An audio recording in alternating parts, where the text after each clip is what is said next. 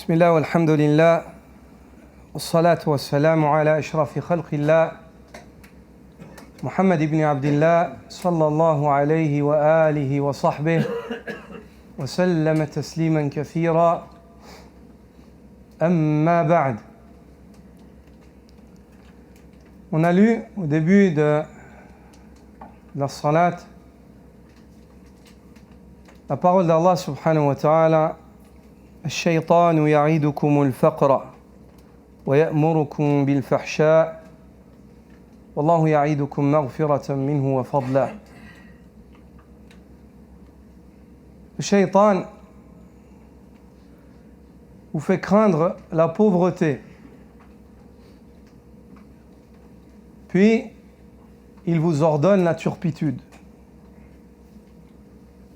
Il vous fait craindre le dunya et il vous ordonne le haram, la désobéissance à Allah, le fait de piétiner les limites d'Allah Azza wa Jal sacrées, le fait de marcher sur les principes et les valeurs morales. Et si tu regardes, qu'est-ce qui pousse les gens à faire ça? La crainte du dunya ou l'espoir du dunya. Pourquoi? Parce que le dunya, ils le voient avec les yeux, ils sont convaincus.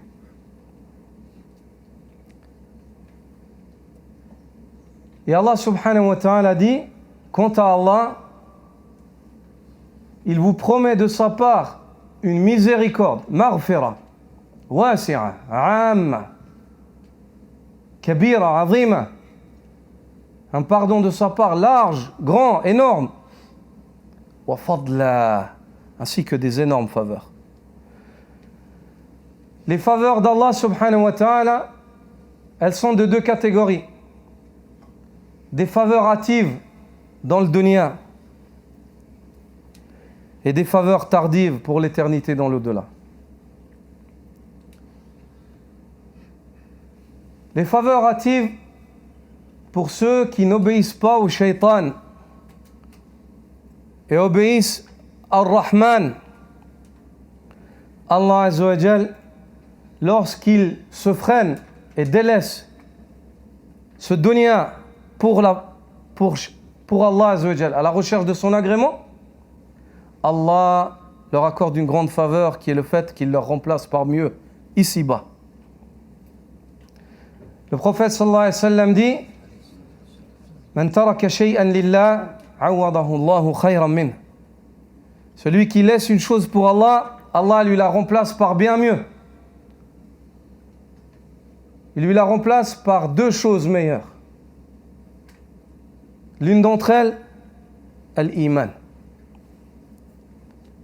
وهذا هو الأعظم في التعويض. Ça c'est le plus grand troc, le plus grand remplacement. Cette chose-là, tu la délaisses pour Allah parce que c'est haram, ou bien tu fais ce sacrifice pour Allah, donc tu délaisses une chose de tes biens pour plaire à Allah. Allah Azza wa Jal, il te remplace par le iman, il remplit ton cœur de iman. Et le iman, c'est la source du vrai bonheur. Sans iman, il n'y a pas de bonheur, c'est un faux bonheur.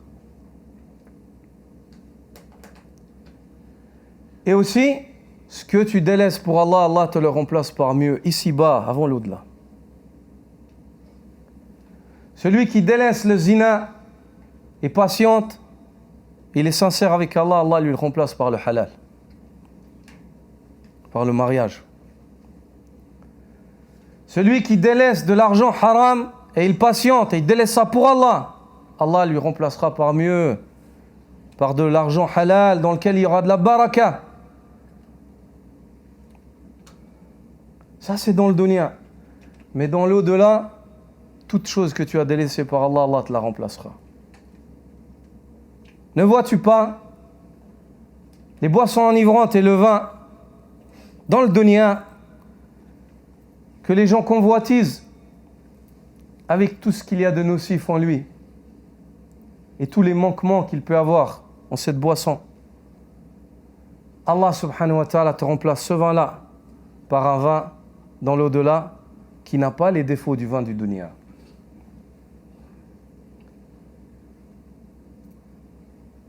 Celui qui délaisse les choses pour Allah Azza wa Jal et obéit à Allah, Allah lui promet un pardon, maghfira et un fadl, une faveur. Et la faveur, elle commence ici-bas avant l'au-delà. Et dans l'au-delà, une faveur qui est composée de ma la aynun ra'at wa la udhunun sami'at wa la khatara ala qalbi bashar. Une faveur, comme dit le prophète sallallahu alayhi wa sallam, dont aucun œil n'a vu, aucune oreille n'a entendu parler de ça.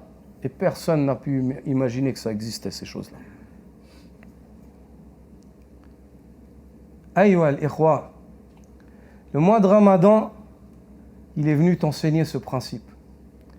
Le principe de ne pas obéir au shaitan, de ne pas obéir au nafs, d'être convaincu de la promesse d'Allah, de désobéir à ton nafs et de désobéir au shaitan en étant convaincu qu'Allah te remplacera ça par mieux, qu'il te prépare 1, le pardon, et 2, des grandes faveurs. Mais ce qui nous manque aujourd'hui, on entend souvent les gens et les jeunes, délaisse le haram. Ah, je peux pas, j'arrive pas. C'est une réalité. Ou bien d'autres personnes, tu lui expliques, tu dis ça c'est haram. J'arrive pas à délaisser, mon frère. Bientôt, Inch'Allah. Le problème, il est où? Dans une conviction faible. Da'ful yaqin. Ils sont pas convaincus comme il faut.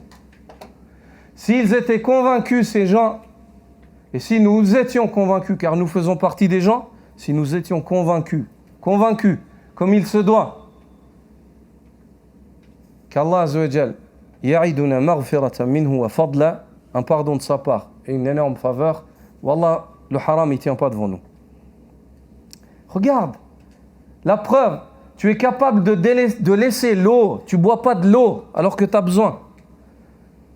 Maintenant, les journées sont courtes. Certains, en été, ils ont vécu le Ramadan sur les chantiers. Ils ont travaillé dans la poussière, ils ont réussi. Pourquoi? Parce qu'ils étaient convaincus. La conviction, c'est ça qu'on a besoin. Tu veux voyager vers Allah, tu dois être convaincu. Tu veux sacrifier, tu dois être convaincu. Si tu es convaincu, il n'y a rien qui tient devant toi. Tout est facile. Ce qui manque, c'est le yaqin. C'est la conviction. Travaillez sur cette conviction. Soyez convaincus. Quand une chose elle est interdite, soyez convaincus qu'Allah a rendu cette chose-là interdite. Et si vous la laissez, Allah vous la remplace par mieux. Soyez convaincus. Ne doutez pas. Car ce qui a fait des sahaba du prophète sallallahu alayhi wa sallam, ce que vous avez entendu d'eux, c'est quoi? Quwwatul yaqin. Quand on entend les sahaba, ils ont fait ça, les tabi'in, ils ont fait ça. Pourquoi tu entends ces choses-là qui sont étonnantes? Tu dis, subhanallah, comment c'est possible? Parce qu'ils étaient convaincus. Ils étaient convaincus.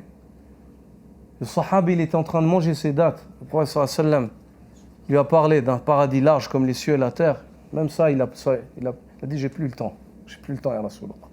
Il les a rangés, il a jeté ce qu'il avait. Il a jeté le dunya pour l'akhirah. Il a dit, un paradis large comme les cieux et la terre. Qu'est-ce que je vais faire avec ces dates? Que je vais faire encore? J'ai plus le temps. Convaincu, soyez convaincus. Soyez convaincus qu'Allah Azza wa Jal vous a créé. Allah vous a créé pour que vous l'adoriez. Allah, lorsqu'il y a un interdit dans le Coran et dans la Sunna, ça vient d'Allah, pas des hommes. Soyez convaincus. Quand vous obéissez à Allah, soyez convaincus que vous allez trouver Allah, il va vous récompenser. Quand vous écartez de la désobéissance, soyez convaincus qu'Allah, ce que vous avez laissé pour lui, il va vous le remplacer par mieux. On a expliqué comment est-ce qu'il remplace.